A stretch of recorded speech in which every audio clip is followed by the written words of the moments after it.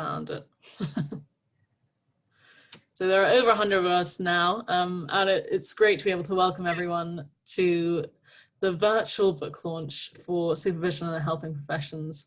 It's now in its 5th edition, and it's one of our best-selling titles of all time. And I think one of its greatest strengths is that it complements so many areas of the portfolio on coaching, counseling and psychotherapy, nursing, health, and social care. It's so multifaceted, and it's wonderful to have had so many contributors over this time as well.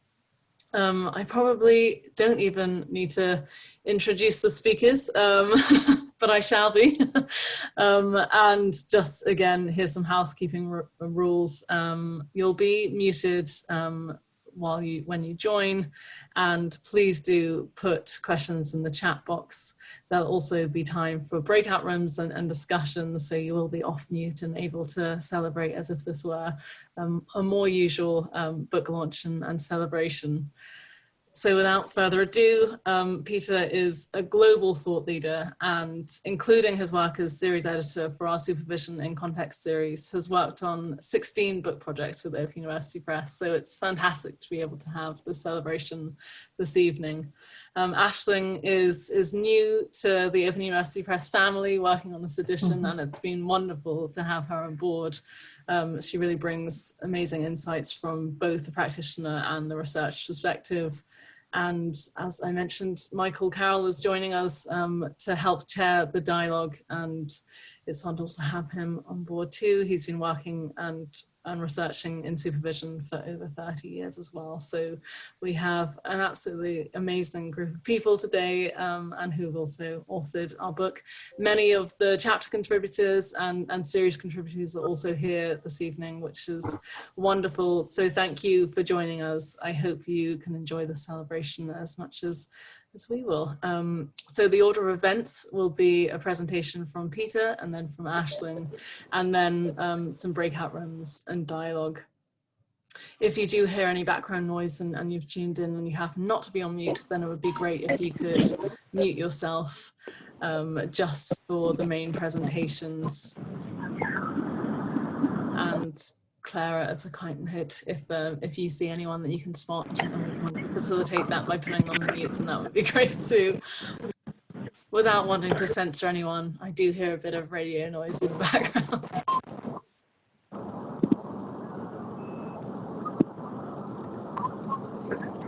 Where that's coming from. But handing over to Peter, what I'm going to do is I'm going to give you remote control so that you can click the slides yourself. Great. Can you put them on full screen? Oh, are we not on full screen now? You need to press the... It looks like I am. If you can control my screen. You're still showing all the slides at the side. Really? It's not coming up for me. I wonder if it's because you're a co-host?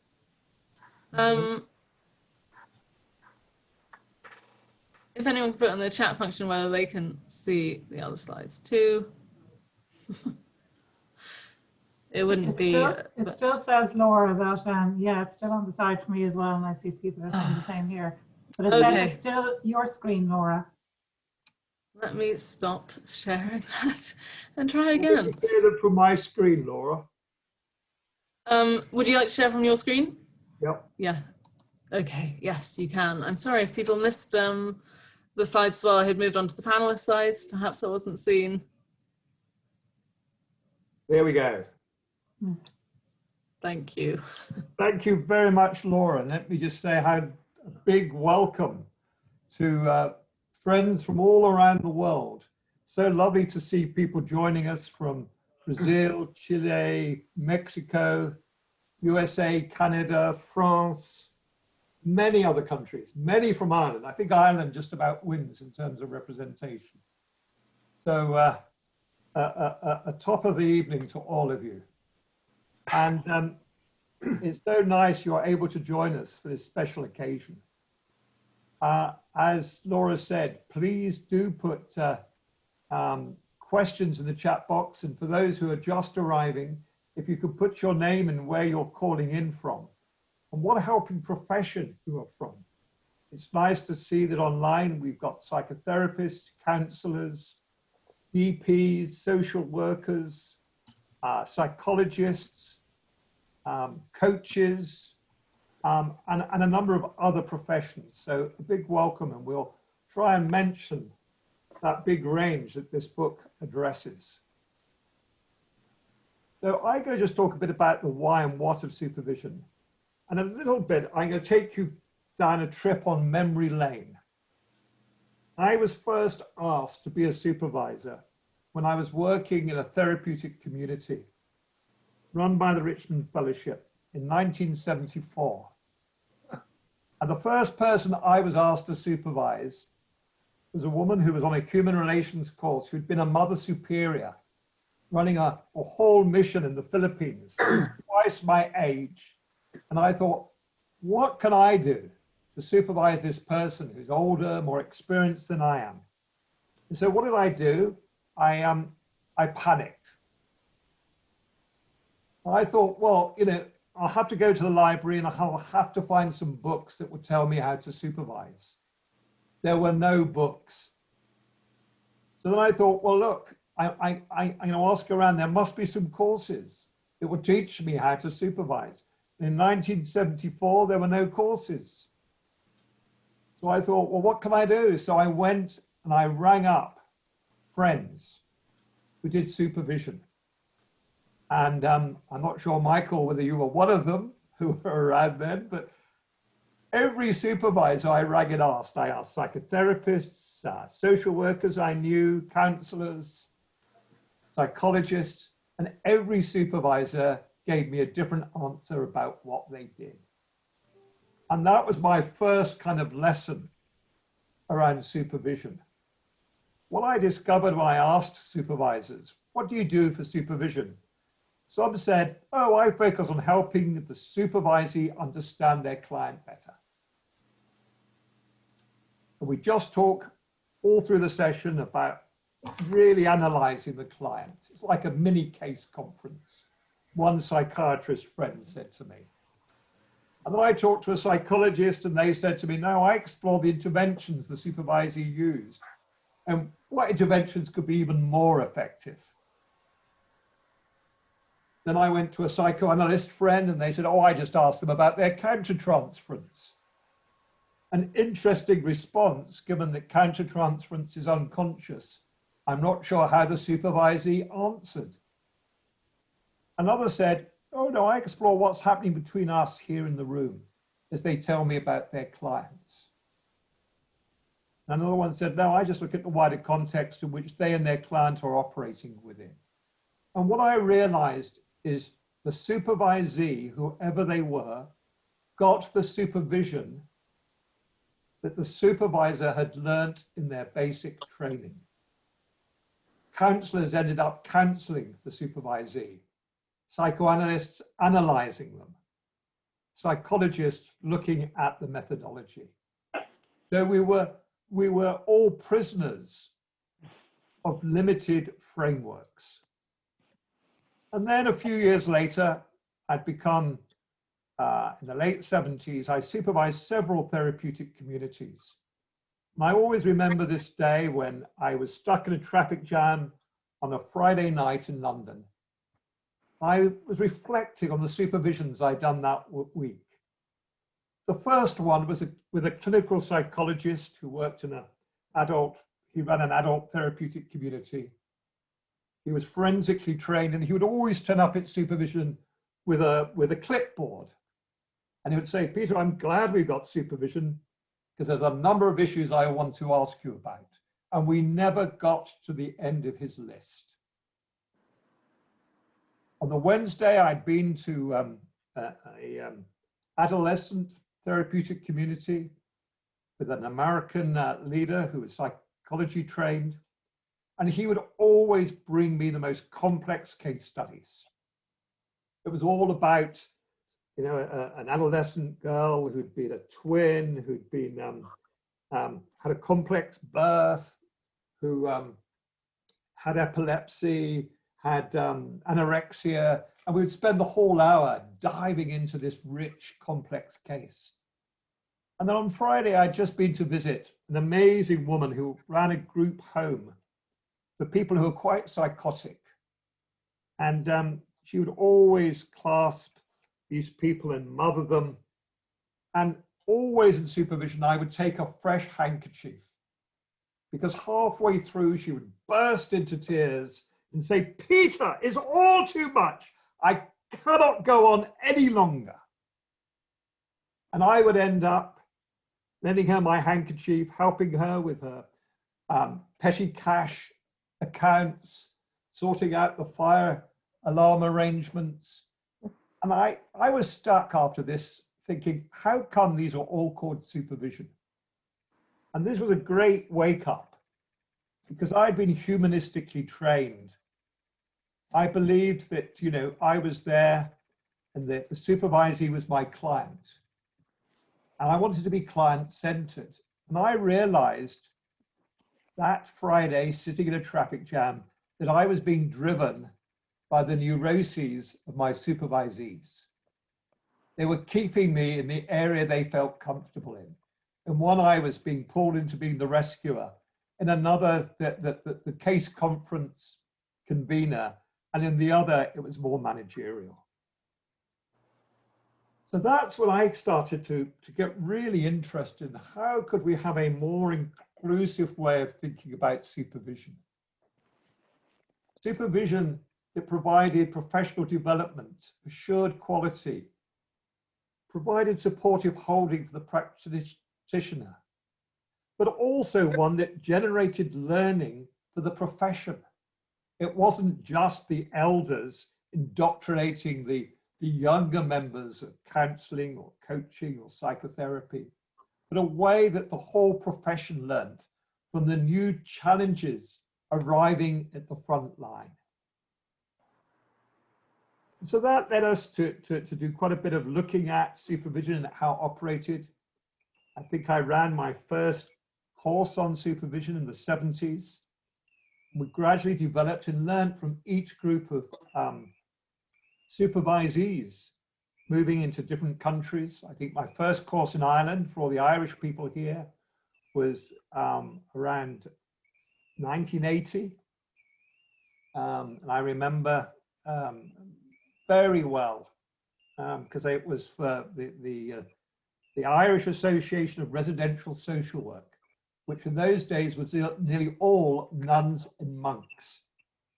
And I've never been at a training workshop where my participants drank quite as much as those nuns and monks did on that training.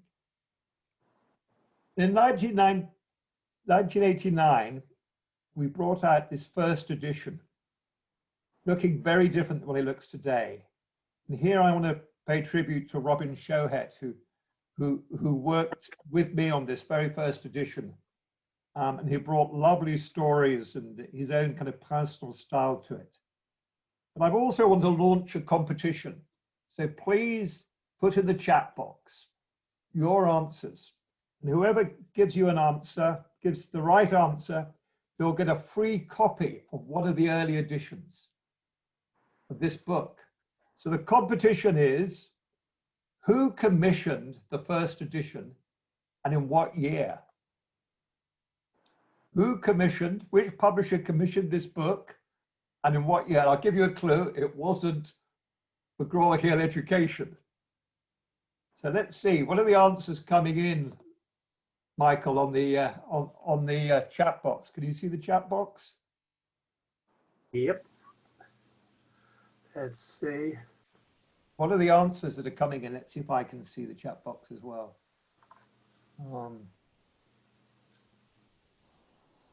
I can see Peter Welsh has said Rutledge in 1983. Rutledge, 1983, it says, some. No. Rutledge. Try and get the chat box up on my screen there. So any others that have come in? Any other guesses who want to win the prize? They're very collectible, the old editions. I hope you have some copies, Peter, because I don't think we do. I do. It's another guest of the Association of Any other Residential guesses? Social Workers. Has anyone else put another publisher in? So Oxford Stuart- University Press. Yeah. Which other ones have come in, Ashley? Open University Press 1989 from Stuart Hillston. No. Any other guesses? If I told you that we made a lucky escape because the year after it was commissioned, the publisher was taken over by Rupert Murdoch. There's a clue for you. Right, I'll take you out of your misery. Mhm. The first edition was not commissioned by the Open University Press, but by Harper and Row in 1988. And then in the end of 1988, 1989, Open University Press, which in those days was independent and just in its very early days, took over the counseling and psychotherapy list from Harper and Row, just after Rupert Murdoch had bought Harper and Row. So thank you, Open University Press. You saved me from dining with the devil. And in that first edition, we were amazed. We had the first book launch, 1989 in Holland Park. Be very nice. Anyone who was at that and who's here today, again, you will also get a prize. So, Michael, you were there, I think, in 1989, its very first book launch. I was. Helped us with a lot of the research. And then it was 11 years before we did the second edition. And in the second edition, we brought in some new material. Judy, who I think you're online, are you, Judy? Judy Ride, who I happen to be also married to, who's written a lot and a lot of research about how to work transculturally, helped us add a whole chapter around transcultural supervision and working across difference. And Joan Wilmot, Robin Showhead's partner, also contributed new material. And so we started to expand. We started to realize that the book was being picked up by probation services, the youth service. It was going into many countries. It was being translated into Japanese, Czech, Greek, Swedish. And then it was only 6 years later, it got even shorter. The world of supervision was moving very fast. Many new trainings were started. The model was being adopted in many countries in the world. And we were getting questions coming in, and the Open University Press said, look, will you do a third edition? And will you open up to even more professions? And then in 2012, we did the fourth edition. And in this, we started to realize that the challenges that were facing all the professions in the 90s, in the early years of this millennium, were now changing and getting much greater. The needs of clients were getting more complex. Resources were becoming more limited. We were seeing the beginnings of cutbacks in services, and social workers, doctors, nurses, all under a lot of pressure. So in this book, we started to address how can supervision grow people's resilience, grow people's capacity, and grow the helping structures within organizations. And then we come to the latest edition. And the Open University Press had been saying to me for several years, will you do a fifth edition? The book's still selling well, but it's getting out of date again. And I said, no, I'm not up to date with all the latest thinking. I'm not up to date with the research. And there has been more research in the last 8 years on supervision, right? There's been many more research papers than actually existed in 1989. Suddenly there's been an explosion of research, explosion of new publications. And I said, look, I'm writing about so many other fields. I cannot possibly do a new edition. And I went to Robin and I said, look, are you up to going to look at all the research? And Robin said, oh, no, I'm into writing about love and fear. I'm not into writing about what's going on around the world.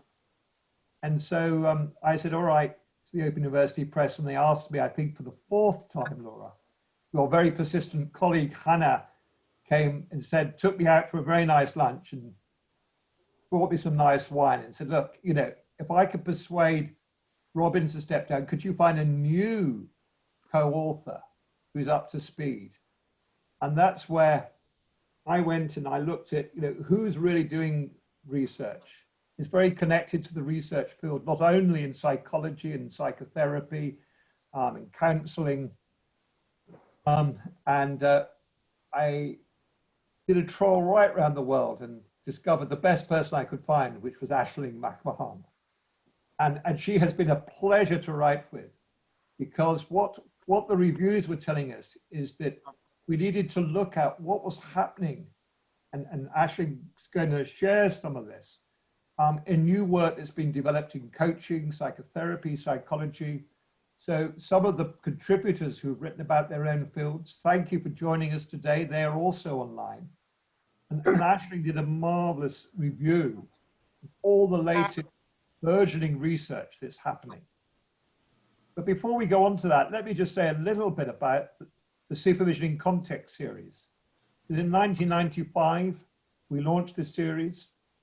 And Alan Brown and Ian Bourne from Bristol University did the first book on that. And then Maria Gilbert and the late Ken Evans did a lovely book to look at an intersubjective relational approach to psychotherapy supervision. And then we had Meg Bond and Stevie Holland, who did Skills of Supervision for Nurses, Clinical Supervision for Nurses, which is now in its 2nd edition. And then my good friend Robin worked with David Owen, a GP and a homeopathic practitioner as well as a GP. And they did an edited version with contributions from very many different sorts of doctors. And then Tatiana, Peter Jackson and David Clutterbuck did a collected edition, and this is now just going into its 2nd edition. I've just written the preface, and it's now gone into print. So it will be out, what, in about 5-6 months' time, the 2nd edition. Yes. With contributions from people right around the world.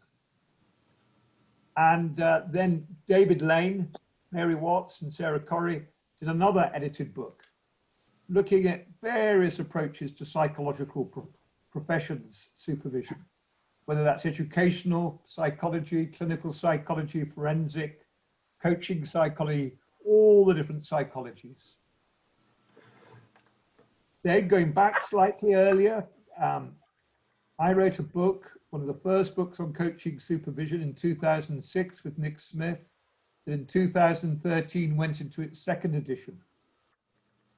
And the 3rd coaching supervision book, so we've now got 3 all around coaching supervision, was written by Eric DeHaan from Ashridge University, where he looked at supervision in action. He looked at lots of recorded sessions and what was actually going on. So it's a very hands-on book about looking at the very nature of the conversations that take place. And then finally, the 5th edition. So if we, that's 9 books, but if we add up the different edition, it's something like 15 that have all added to looking at supervision in different professions and across the world.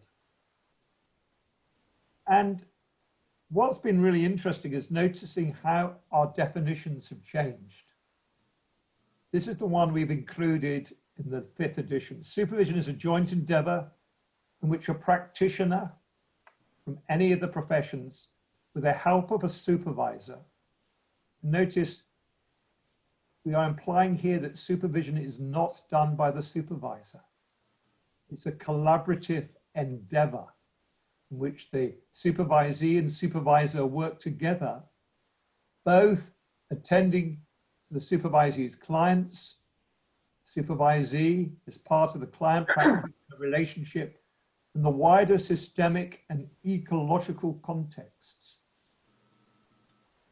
First time we've included that word in our definition.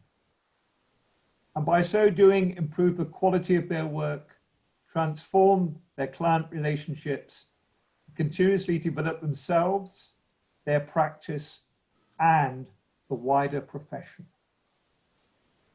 I think it was in the second or third edition we first wrote about how supervision could be the learning lungs of every profession, where the profession learns from the learning edge of practice and the challenges that our clients so generously bring us day after day and week after week. And we've adopted, some of you will be familiar with Kadushin's original work in the 1970s. First book I ever read on supervision in about 75, it came out. Bridget Proctor's work on the 80s about normative, formative, and restorative and counseling supervision. But we've adopted this from the work we did in 2006, that supervision should be qualitative, developmental, and resourcing. We wanted to have terms that applied, that this was something we were doing together, and that it didn't stop. You never become normed, formed, and restored.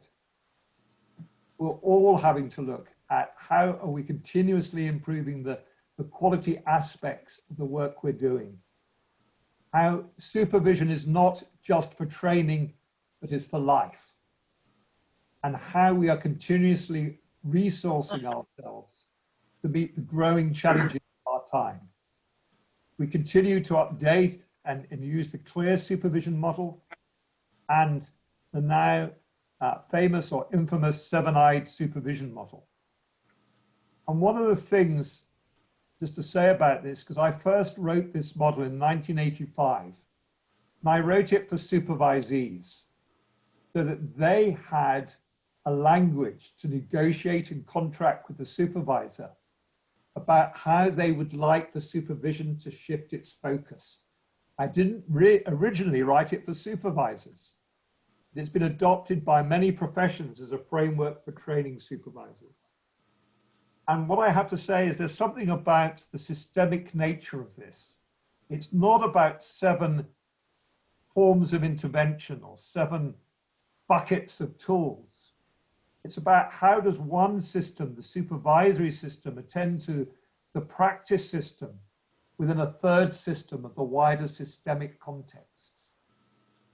And I can genuinely say after 35 years that I'm still learning new aspects of this model, finding new connections, new corridors of connection that I hadn't previously discovered. And in this edition, we write about some of that. And I'm just going to quickly go to this last one. And in this last edition, we've spent longer developing what I now call the rings of Saturn. The realization that mode 7 has several different rings and dimensions. There's the immediate context of the client, the practitioner, the supervisor. There's the stakeholders of the client, their family.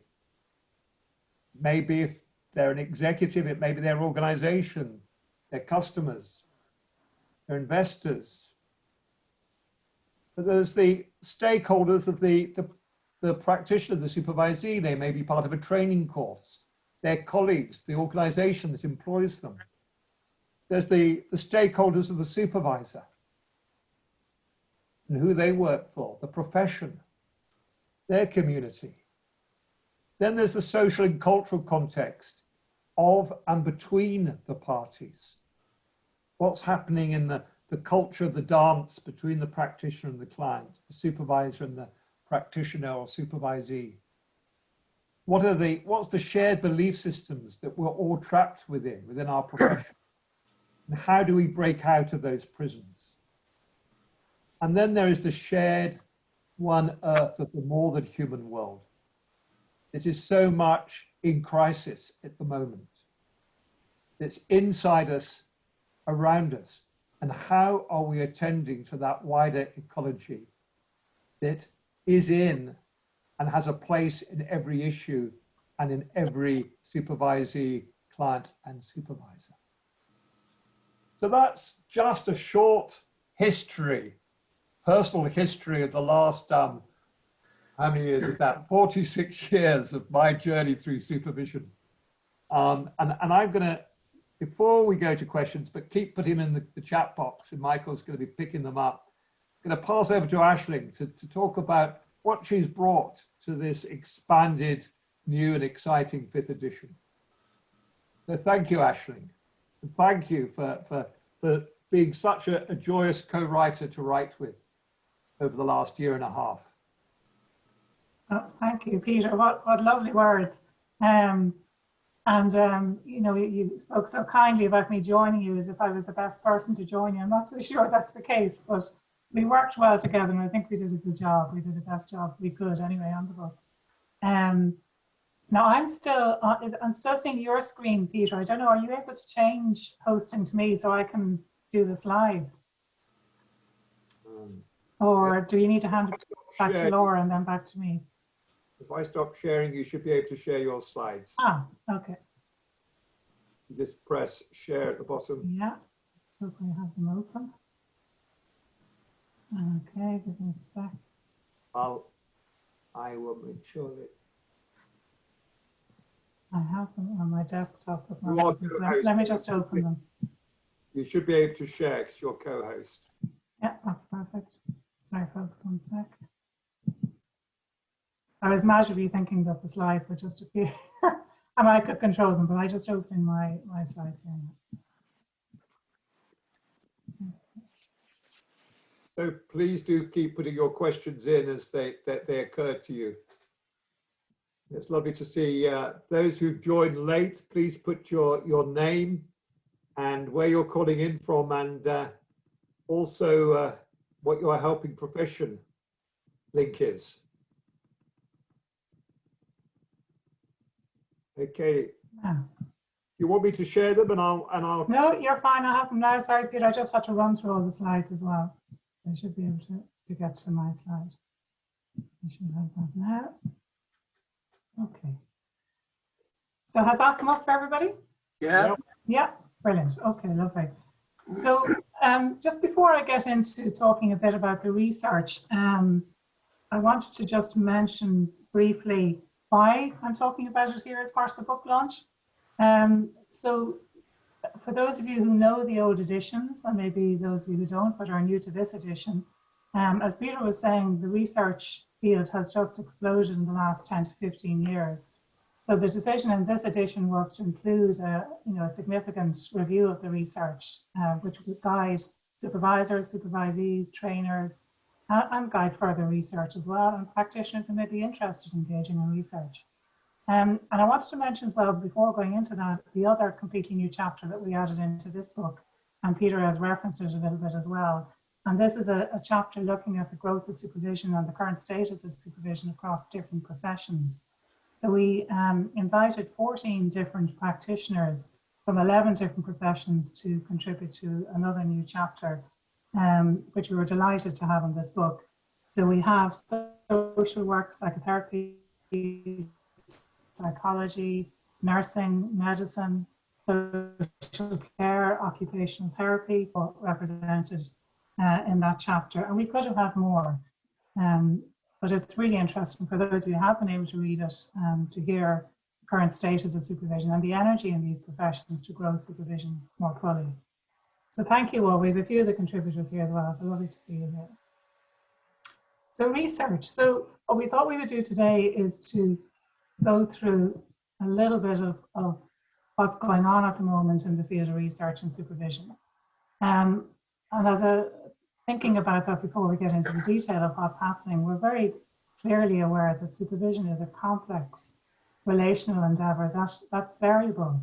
It's not the same, obviously, across different contexts, different professions, even different individuals in the room will supervise differently, as Peter was saying, in terms of the development of the model. But it has become clearer to us in recent years that it is a key professional competency in its own right. and does require training and research and study and continuous development as a professional supervisor. And we do need to develop our research agenda, because the value of supervision needs to be evidenced, or it could become a version of the Emperor's New Clothes, as Carol Fallender said a few years back. So that idea that we all think it's a good thing to do, but do we have evidence for that? And in what ways is supervision good and effective and helpful? And in what ways may it not be the case? So to get a more nuanced understanding of when supervision works well and how it works well. But that's difficult to assess because of its dyadic nature. So we've got the supervisor or the supervision group, we've got the supervisee working together in person, and then at a distance we've got the clients that they're working with. So the impact of supervision extends through time, it involves third parties, and it's difficult to evaluate as a result. How do we know that what's going on in supervision can impact practice? So a difficult research agenda, but an important one. So before going into giving you a bit of an overview, following the overview that we did in the book, I wanted to invite all of you to take a moment just to reflect on how research currently informs your practice. And that may be whether you're in a supervisor role or a supervisee role. But how does research in supervision inform your engagement in supervision? So just either jot it down for yourselves, because we're going to breakout rooms in a short while as well, so you might want to share your thoughts on that when you're in the breakout rooms, or even just hold that reflection in your mind. So what, and maybe some of you aren't aware of current research and you're not sure how it can inform your practice, but some of you may also be aware. So what we did for this edition of the book is that we focused on 5 themes in the supervision research to date, which we thought were particularly helpful for practitioners and trainers to know about. So kind of the top one, do clients benefit, and how do they benefit from us engaging in supervision? How does supervision contribute to our capability and competence as practitioners with our clients? How does it encourage or enable staff retention or well-being or resilience in the workplace? And then having a look at maybe some problematic issues in supervision that have been identified in the research, as well as what have we learned about good supervision practice from the research so far. So I'm going to give a little bit of an overview of these 5 areas in our session this evening, or today, whatever time of the world it is, wherever you are. But do be aware, we have more detail about it in the book, for those of you who want to have a look at the book and read more about it, with all the references there as well. And also just remind you that Laura is recording this presentation. So if you don't manage to take it all in, don't worry, you can have a look at it a bit later as well. So do clients benefit? The acid test, essentially, of supervision. Is it of benefit to the clients we're practicing with? Now, there's a lot there. I don't expect you to take it all in, but I just wanted to give you a sense of how many studies are considered robust in this area. So this is really, maybe there are 1 or 2 that have come out even since I put this together and we did the chapter for the book. But this would be my reading of which are the robust studies that are considered by supervision experts to be the robust studies in the area. So it's a small handful, really. But it's, and we need more of this, and we need more practitioners engaging in research so that we can develop more understanding of the link between supervision and client outcome. But you can see, so the ones in black are the ones that have positive outcomes, and the ones in red are the ones where it's negative, and or there hasn't been a link, I should say. A link wasn't evidence between supervision and client outcomes. A couple of things that I want to highlight, I'm not going to read through it all, but a couple of things I want to highlight from there is that it matters what's happening in the supervision, and it matters how frequent it is. So if we look at Bambling study, Bradshaw study, Schoenwald study with their colleagues, in those studies, they were regular, they were either weekly or fortnightly supervision arrangements, and they were focused on particular treatment models or following up on a training program, supervision following up a training program and working in particular ways. So I think that's quite important to think about, because the supervision was focused on enhancing or building on training or developing skills in the supervision itself as well.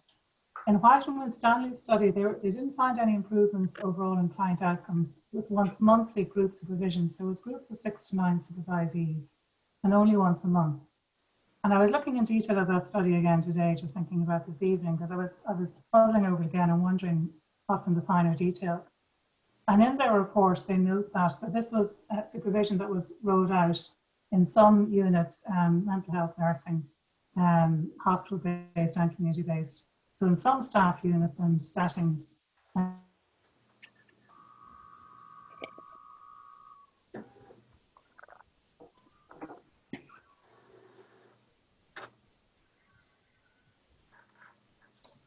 think we might be having a brief technical issue Yes. with Aisling. Hopefully she'll come back soon.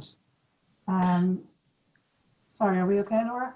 Yeah. Yes, you briefly went out, Oh, but probably for the last 10 seconds, no more than that. Oh no, okay, sorry. And I said the most important things there. And we'll never know what they are. You'll never know. That's it. They're gone. You have to read the book now. I'm joking. So I was basically just saying, I don't know if you got the important pieces, but basically in White and Winstanley's study, there was one unit that there was a significant impact between supervision and client outcome. And this was the unit that really took to supervision. They embraced it fully at all levels of the organisation, from management to supervisors to staff being supervised. So there's something important about the systemic take-up of supervision as well. So I think we need to look into the detail to really look at how supervision is practiced, how it's engaged with, how it's endorsed in the organisation if it's in an organisational setting, and then think about that, how it might impact an outcome. Just to mention the other few studies there, so we have mixed studies that have looked at how much do supervisors account for the variance in outcome. Yes, a good impact, but more recent studies, that's not coming through. But again, I think we need to get creative about seeing what's going on in supervision and what growth and development is happening for supervisees and supervision. What are we focusing on? And that will make more sense in terms of linking it to outcome. And we have some mixed findings in relation to the importance of the supervision relationship. But just an interesting comment to make about Bell and colleagues' study, that they found that when supervisees rated their supervision relationship as less positive, that was linked to better outcomes. And you wouldn't expect that necessarily. But something the authors were thinking about there was that this wasn't a standardized measure of the supervision relationship. They were rating Rogerian qualities, so unconditional positive regard, warmth, empathy. And they wondered, was there a need for more structure, not just support, in order to link with benefits for outcomes? So what can we do in terms of making sense of that? So basically what we know so far, and we're talking about a small number of studies, to enhance client outcomes, supervision may need to be regular and frequent. So we're talking about weekly or fortnightly, have a structured focus on specific therapeutic models or skills. So the studies like Bradshaw, Bambling, Schoenwald, they were focusing on particular skills or models. For instance, Bambling's was an alliance-focused supervision in 2 of their supervision conditions. So if we're focusing on developing particular skills, then our clients might really benefit from what we're working on in supervision. Also, it may be particularly beneficial for clients of trainees, those in new work contexts, and those learning new therapeutic models or skills. But I think I would put a ... after that, because we don't have enough research into supervision with practitioners. And some of those early studies, like in mental health nursing contexts, Schoenwald's study was in youth work, youth justice work. These are working with practitioners, qualified practitioners as well. So I think we really need to keep looking at how can we make supervision benefit across the board, across the career span. So that's clients. What about practitioners? I mean, this is the more immediate impact of supervision, and some would say it's a more important one, because if we enable greater growth and development for practitioners in supervision, not only their current clients will benefit, but their future clients will as well. So this may be one of the key factors that practitioners are developing as opposed to immediate impacts for clients. We have strong evidence. We have so many self-report studies, questionnaire studies, survey studies with supervisees, which indicate that they experience significant benefits from supervision. So they report increased skills, knowledge, self-efficacy, development of their own professional identity, and strengthened client relationships. So that's the case. So Watkins and Wheeler and Richards were two important reviews looking at the research at that stage. But studies continue to come in different contexts with different professional groups. Like McAnally is with coaches globally. My study there with David Healy was with Irish psychologists. Alan Chu, Singapore, with school counsellors. So it's coming out time and again that supervisees find supervision to be beneficial for their professional competence and capability. So that's self-report, but what about actually observing changes in competency as a result of supervision? And we're getting some good studies coming out about that, which is really exciting to see. So looking at recorded practice, for those in supervision and those without, we're getting studies coming out again in different contexts. I just remind myself, yes, we're talking about rabbit chick. Where's my note here now? I had it here. Oh yeah, Russia and Ukraine psychotherapists. We're talking about Swedish psychotherapist Alfonson and colleagues study, Mannix and colleagues. That was, I think, CBT practitioners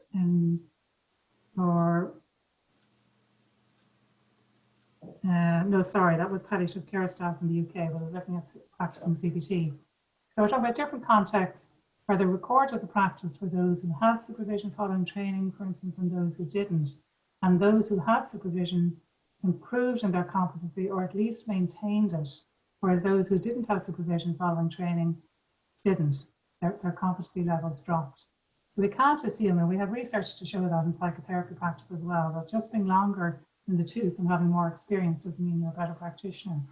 In fact, our skills tend to recede over time and fade over time. So supervision is really important to maintain and improve competency, and we're getting evidence of that. The other thing that's really important to highlight from this research is that using experiential and embodied learning methods in supervision is really important, and this is linked to studies that are showing good outcomes for supervision. Again, looking at recorded practice, these are observational studies, not just self-report. So those studies that are showing improved professional competence, or at least maintained competency over time, are using things like role play, skills modeling, feedback on the practitioner's recordings that they've brought into supervision. So this is an important learning for us, that we need to include experiential embodied methods in supervision based on the research so far. So the next theme, the third theme, are there benefits for staff retention, well-being, for their resilience in the workplace? Practitioners, again, think so. They're quite positive in the research. They see supervision as one of the top 3 sources of their ongoing professional development, a top CPD need, continuing professional development need, and it's a key factor in people staying in their jobs and being attracted to their jobs. Studies have shown, large review studies have shown that attending supervision is related to higher levels of job satisfaction, as well as improved emotional well-being and less burnout. Also, smaller scale studies have identified reduced anxiety and enhanced sense of control in the workplace when they have supervision. An interesting study with 2,500 practitioners following the rollout of supervision for UK community health visitors found significant reductions in burnout and stress. So large endorsement of the value of supervision when it was brought in. Another really useful study in Finland, in a hospital, they did a 3-year review after introducing team supervision, and they noticed they found significantly decreased sick days for staff, increased patient numbers, so higher capacity to work with clients, and enhanced patient satisfaction. So strong endorsement for the value of good supervision. And I say good supervision because that really is an important factor as well. So there are studies that show that having supervision was only related to reduced burnout for staff. This was a large number of social workers, only when it was experienced as supportive. Stronger supervision relationships predicted higher work satisfaction and decreased work-related stress, so the relationship had to be strong.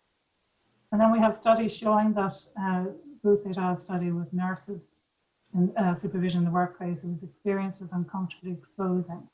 So that has to be considered in terms of supervision in the workplace. And we also have studies showing that people would prefer to have supervision outside of the workplace with an external supervisor. And this is related to greater satisfaction with Irish psychologists and with allied mental health professionals in terms of global studies, a large number of studies. So our fourth area, our fourth of five, hope you're hanging in there. Sorry, it's a lot of detail, but it feels like I'm excited about it. It's really important that we build this research agenda, and I'm hoping it's interesting for you guys to hear about. I just want to raise some key problematic areas in terms of supervision practice, which I'm sure many of you are aware of. So one is the issue of supervisees experiencing inadequate or harmful supervision. And we had a number of studies that came out about 20 years ago in the early noughties, interview studies and survey studies reporting experiences from the supervisee's perspective of difficult experiences. And that word lousy was there in one of the studies, experiences of lousy supervision. It was Magnuson and colleagues' study. And Ramos Sanchez's study as well was a survey study where they found 1/5 of the trainees in their study had experienced a very difficult negative supervision event, which is often related to their supervisor's interpersonal style, which might have been aggressive or inhibiting their sense of confidence in some way. We've had more recent research recently from Michael Ellis and Mary Queener here in Ireland, our colleague in my country here. So between the US and Ireland, looking at experiences for supervisees of harmful and inadequate supervision. And you can see the numbers are quite high, and they were similar across both countries in the US and in Ireland. 1/4 had experienced harmful supervision, where we're talking about significant ethical breaches or behavior which caused harm to the supervisee. And 2/3, which is a high number, had experienced inadequate supervision. So here we're not talking about direct harm to the supervisee, but where the supervisor was not fulfilling their responsibilities and offering effective supervision. So of concern. Another issue that we've highlighted in our research chapter in the book is something that's, we're getting increasing research studies showing that supervisees withhold important information in supervision. And I'm sure we can all relate to this. I know I can in the supervisee role, that there are times when I haven't shared what would be important information to share about my work for various reasons, fear of exposure or judgment or anxiety about not understanding maybe yet myself what it might mean and not ready to share it. There's a landmark study by Ladney and colleagues in '96, which found that 97% of supervisees admitted not disclosing relevant information in supervision, which is very high. And we have other studies there showing the high instance of it. More recent studies are finding that in negative supervision relationships, this is both survey studies and interview-based studies, and a less relational supervisory style is related to greater supervisee non-disclosure, understandably. Some lovely qualitative research studies in different parts of the world are coming up with really valuable studies looking at the supervisee experience of power and vulnerability in the supervision relationship. And it's come out across a few studies that the supervisee withholding is a way of managing their powerlessness and vulnerability. And I'm including Darka Kovic there, has just done a lovely study last year looking at that here in Ireland in DCU. So the fifth area then, what have we learned? We'll try and look at the positive side of the coin now. What have we learned about good supervision practice? So the importance of a good supervisory relationship, not that much of a surprise to many of us, I'm sure, but it's linked with many positive outcomes, including higher supervisory self-efficacy, well-being, job satisfaction, and disclosure and supervision.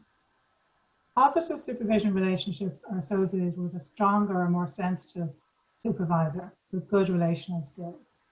A supervisor who discloses more frequently in an appropriate way, who has cultural competence and awareness of diversity and power issues, and who attends to relational dynamics in supervision. And that includes both the supervision relationship in the here and now and the supervisee's therapeutic relationships or practice relationships outside of supervision. So that's what some research is showing us. Feedback is important in supervision as well from the research. Supervisees want feedback, and good supervisors are perceived as skillfully and respectfully providing feedback. But we have studies showing that supervisors can feel anxious and avoidant about giving feedback for fear of affecting that important supervisory relationship often. And then we have some lovely studies. So a model qualitative study is by Grant and colleagues, and we have a bit of detail about that in our chapter, where the supervisors shared experiences of giving challenging feedback. And Those who manage that well were seen to have strong reflexivity, able to own their own part in difficulties, and attuned relationally to their supervisees' needs. We mentioned power already. We've got growing evidence. It's still very early in the literature. We need more on this, the importance of power and diversity in supervision. Now, particularly power, I think, is an interesting one because of its link, for instance, with withholding and the supervisor trying to manage their less powerful and more vulnerable position. We need clear contracting about confidentiality and lines of communication in workplace supervision. Darka Kovac, I mentioned earlier, she used a lovely term for workplace supervision, arranged marriages. So how do we develop trust and intimacy and openness in these arranged marriages? The importance of supervisor warmth and empathy about the supervisee's struggles, transparency about their own struggles, and trusting the supervisees experienced by supervisees as positive sharing of power. Supervisors are not always aware of power dynamics. I think I certainly would be very conscious of that myself. The supervisee will be much more acutely aware of the power imbalance than we will be, and it needs regular critical reflection. And that's coming out in some recent studies as well. We're nearly there. I don't know how I am on time. I forgot to check it. Sorry if I'm running over, but we're just the last couple of minutes. What are the takeaway points? So we need to ensure that supervision is regular and frequent, particularly for trainees, those in new work contexts, and those learning new therapeutic models or skills. The value of including structured learning in supervision, so setting goals for continued learning, focusing on particular skills, models of practice, development of relational awareness and competency that our supervisees can take back to greater relational skills in their practice. Include active embodied learning methods. The research is showing this is valuable, and clients will benefit at an early stage if we do that. Offer regular feedback. Regularly attend to the development and maintenance of our supervision relationships, and that remain aware of the power imbalance and cultural and diversity issues, and discuss the reality, I suppose, the ubiquity of supervisees withholding information, and how can that be worked with so that there's more room for openness. And the final point I would make is that we need more research. We need observational studies illuminating and tracking, the live messiness and intricacy of supervision practice and how that relates back to the supervisee's practice. So I really would encourage those of you here today who are practitioners to consider networking with academics and set up practice-based research projects. So the final thing is I asked you at the beginning to think about how research is informing your practice. So just to offer you, having gotten that very quick overview of my review of 5 themes in the field, in the research field in supervision, has it highlighted findings that you would like to take forward into your practice as a supervisor or a supervisee? And are there 1 or 2 changes or developments you could think about making in your practice going forward that might be based on the research we've just looked at? I want to just take a moment on that.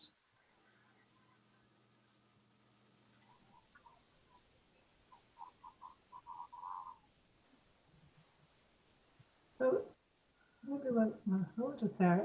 Sorry, just practically, Michael, will I pass on to you, or will I just move forward the slides for you? I think there's only a couple of slides left, so will I just hold on to it? Good. I think that would be best. Once we get to the next section, I'll put everyone into the breakout rooms, and then we'll briefly lose the slides, but then can come back. Okay, so will I stop share for the moment? I don't think you need to. No. Okay, so that's me. So thanks everybody for listening to me in my nerdy excitement about research. I'll hand it over to Michael, I think, or is it to you next, Laura? Who am I handing over to? Over to Michael, but you can click on the next slide if that helps. Okay. To connect with time. Just before getting into the rooms, I just want to thank Peter and Ashley particularly for inviting me to join them here on the board. And they did ask me just to say a few words, and I will say a very few words now about my kind of time over the 31 years between the first edition and the 5th edition. And I was wondering, what has given supervision in the helping profession its lasting appeal? Why has it lasted? To answer that, I want you to imagine Rip Van Winkle reading the first edition of Supervision in the Helping Professions in 1989. You remember Rip Van Winkle fell asleep for 20 years. Well, in my version of the story, Rip is a budding supervisor, just finished his supervision training, and now keeping up with the literature in the area, which is reading Supervision in the Helping Profession, the first edition. Just finished the book, Rip Van Winkle falls asleep for 31 years. Now, let me hasten to add that he doesn't fall asleep because he's been reading the book, in case any of you are making that mischievous connection. But he falls asleep, and waking in 2020, the first thing he notices is that the 5th edition has landed on his doormat, along with bills, eviction orders, newspaper circulars, all those things that pile up the door before in such a long time. And the first thing he does is he pounces on it and devours it. He loves it. You might think he'd be very hungry and head straight for his spaghetti bolognese, but no, Rip is a very passionate supervisor, and straight into the book he goes and loves it. Supervision is his passion. He reads the book avidly. Remember, this is his first introduction to 2020. He hasn't yet listened to the radio or TV or read the papers, and reading this book blows his mind. Hastily, he finds the 1st edition, and he looks at it, and the 5th edition, he looks between the two, and he says, what happened here since I fell asleep? What a difference. He now reads of diversity and difference to supervision, supervision across multiple professions, the wonder of technology, e-supervision, the miracles of the internet, of Skype, Zoom, their sections on teams and supervision, organizations and supervision, and a whole section on research that he can actually understand. Amazing. He reads about leadership, climate change, and how supervision has been adapted to meet the changing times, new ethical challenges, new ethical thinking, new ways of reflection. The new book updates him on the world and how supervision and the world are integrated. Now, at this stage, poor old Rip Van Winkle is exhausted, so it's time for another snooze. So let's leave him there for the moment. But that's my answer to why the book has lasted 31 years and 5 editions. It's about reading the signs of the times as the times change. It's about integrating the changing times with the changing world of supervision. This book is chameleon-like. It changes and adapts to the world around it. It's supervision at the service of life, as it should be. And what these 5 editions have done, orchestrated over the years by Peter, Robin, Joan, Judy, Nick, Aisling, and all the other many contributors to this, is that it grabs the essence of supervision and adapts it to each passing era. Now, that sounds very easy to do, but believe me, it isn't. It means being in touch with the age and then seamlessly weaving that knowledge into the rich tapestry that is supervision. So if you want to keep in touch, I'll let you know what happens to Rip Van Winkle when he next wakes up and hopefully reads the 6th edition. Okay, Laura, you could organize us about breakout rooms? Yes, so I'm going to pause the recording now, and then we can resume towards the end.